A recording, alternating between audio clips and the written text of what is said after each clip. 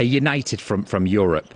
That was the image that French President Emmanuel Macron and EU Commission President Ursula von der Leyen were hoping to portray on their visit to China.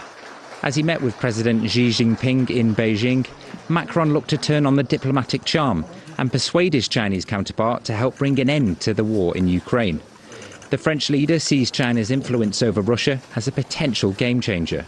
The Russian aggression in Ukraine has struck a blow against its stability. It has put an end to decades of peace in Europe, and I know that I can count on you, under the two principles that I have just mentioned, to bring Russia to its senses and everyone to the negotiating table.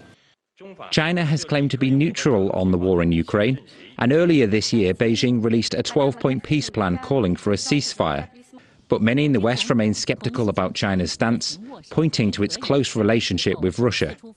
President Xi recently visited Vladimir Putin in Moscow, but he's yet to speak to Ukraine's President Zelensky.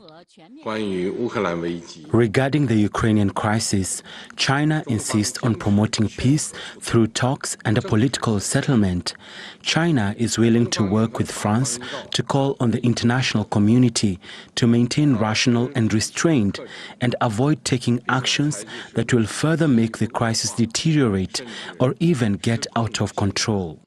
There remains a lack of optimism in both Europe and the US that this visit will sway China's stance on the war in Ukraine.